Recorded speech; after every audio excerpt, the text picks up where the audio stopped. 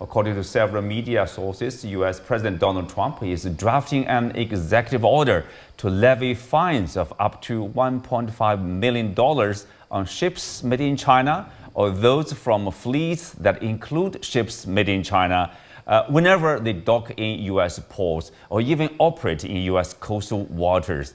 The move is causing U.S. coal inventories to swell and is stoking uncertainty in the embattled agriculture market. So what is the consideration behind this plan, and what will be the immediate and the long-term consequences? Let's have Zafar. What do you make of the U.S. move? I mean, how realistic is it, and what's the consideration? Well, the point was discussed in today one of the sessions, and the conclusion was that this move by the U.S. will not harm only China, but all the countries in the world, because most of the countries are now using shipping lines. Let's talk about the Asian countries. Many countries, they don't have their own shipping lines. So when they will be using the Chinese ships and the freight goes up, so it's going to harm everybody. So coming back to the earlier point, I just wanted to make one point that the unilateral action by the US of imposing duties on countries will have a much, much larger impact on all the economies. I'm talking particularly from the Asian point of view. The intra-Asia trade was 60% of Asia's total exports. What happens is things exported from China to Vietnam are re-exported. So actually, the duties imposed on China will be harming all the countries in the region. So there's a greater realization to promote bilateral cooperation, intra-regional trade, and intercontinental trade. So I think that there will be more solutions coming in the future, and there's a possibility that U.S. will realize sooner or later, because it's going to be harmful to the U.S. as well. So coming back again to the shipping charges, I'm sure this will be very harmful to the global trade and most of the economies. Yes, harmful to more, basically, all the U.S. partners. I mean, as long as you do business with the U.S., probably you will get, in one way or the other, harmed your interest here. Where China, of course, in a dominating position in terms of global shipbuilding, drawing and producing over 40% of the world's vessels now. The U.S. wants to catch up with China. Now they are less than 1% of global output in terms of the shipping industry. So is this the way to do, to compete with China or to beat China for the U.S.?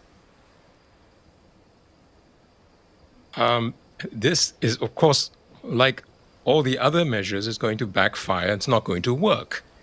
So this is I think this is the most bizarre of them all, and the most almost gangster-like, and desperate, because I think even U.S. shippers, we've just had hearings, right, where shipping companies have, had a chance to give their view on this, and they're talking about, for example, each TEU container, right, costing $600 more to exit the U.S.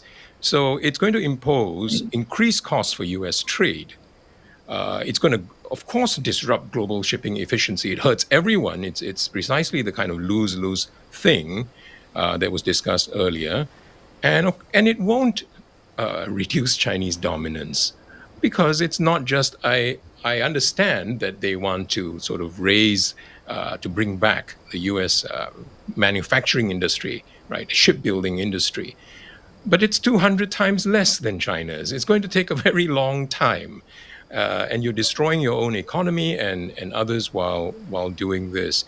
It's just a failure to understand how the systemic causes or conditions for success in industry. And one of those conditions for success is healthy integration with others. A point that Zafar made earlier, I think I need to underline.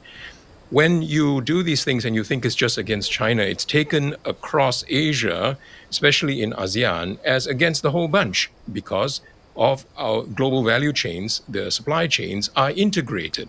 This is very clear to people here because they understand manufacturing, they understand industry. And it's actually similarly integrated with the US. However, the politics seems to be disengaged from that reality. So we're going to find out. I don't think this is practicable, but it'll cause, there'll be fireworks and chaos, and it'll cause harm. Eventually, they're going to have to sort of climb down from this.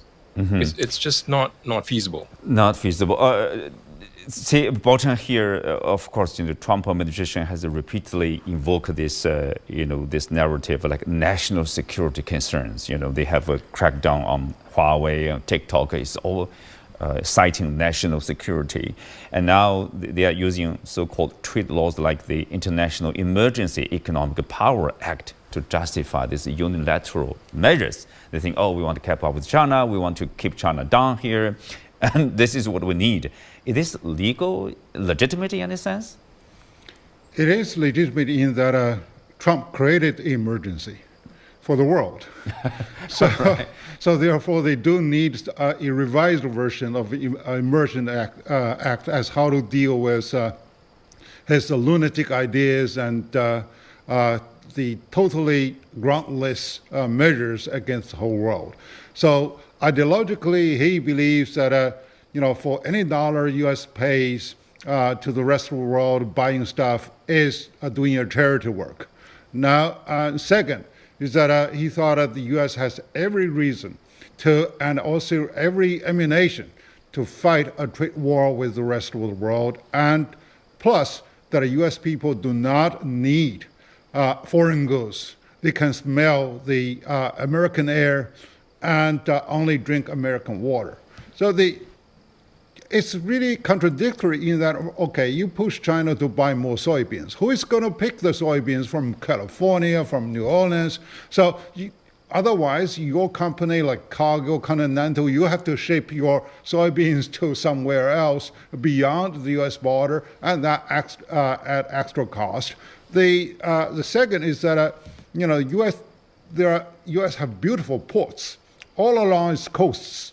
So, but how do they deal with business if you do not allow the Chinese, Chinese-built, Chinese-owned, Chinese flagship to dock over there? Because China, occupies 53% of the whole world production forces in the shipbuilding industry, and also in a tanker, that's 73%. So therefore, how can you really avoid the made in China, built in China, navigated by China? And he doesn't really read any history. So actually in 2020, the Jones Act or Merchant Marine Act, was there to bolster the U.S. shipbuilding industry by U.S. owned, U.S. flagged, U.S. crewed, and U.S. built operations, but eventually it hurts the farmers, it hurts the steel industry, and it hurts all the material supply. So that's a total failure. Now that the bridge is underwater, so he doesn't really have a long memory in the U.S., even though they have a very short history. But right now, look at the comparative advantage that is lying over there. By adding costs, you really hit on your own on yourself, and you totally destruct the trust in this entire supply chain. So that's totally unfeasible. So in a way, that actually pushes more of the not only China but South Korea, Japan. They are all very powerful ship makers, and also they have to add more value into it. And also government may also give subsidies, not to mention other type of retaliatory measures. That's going to make things worse, and we do not really see an end if this does really put into practice. But his goal seems to be like, okay, bring manufacturing back home, bring shipbuilding back to the U.S. Can he do that through the fines? Shipbuilding is a very strong cluster. So you do not have that much steel. You do not have that much, manufacturing capacity. And look at some of the docks. They are totally, more of specialized. So and also the workers are not really sufficient in the skills. And plus, in the shipping industry, their workers' salary is almost 7 times of that of China by calculation. So how can you really be more competitive? But the U.S. has really many competitive advantages in their innovation and in their education, etc. So why, over the years, the U.S. benefited a great deal by specializing on its own comparative advantages and even by agricultural produce. But right now, he's going to have, a total autarky and where, self-sufficiency can be maintained. And this is really totally reversing the U.S. history, and definitely this is going to harm, very soon, the business community, their consumers, and also his political constituencies. Mm-hmm. Well, Zafar, is it like this? The idea or the goal to have a U.S. completely, let's say, independent of others, basically consuming whatever the manufacture. Is that realistic? Should any country be that in that situation? Absolutely not. I would say that it is simply a dream which will never come true. Because as mentioned by my colleague, that the fundamentals are totally different. The steel availability, the supply chain, the workers availability, the technicians availability, they are not there. So I think US is taking these decisions without any proper thought process.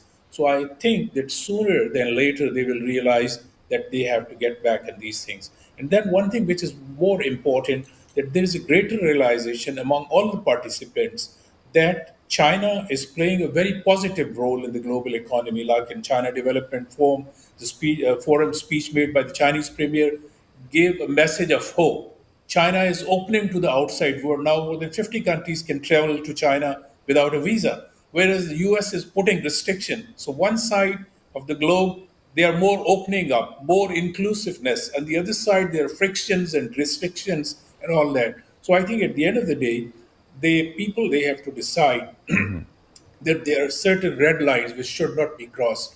Right. Like asking Canada to become the 51st state of the US. Well, it is yes, the red lines should not be crossed there. With that, we come to the end for today's show. Many thanks to our guests. You can also watch us on the CGTN app or on YouTube. Thank you for being with us. I'm Xu Qinduo. See you next time.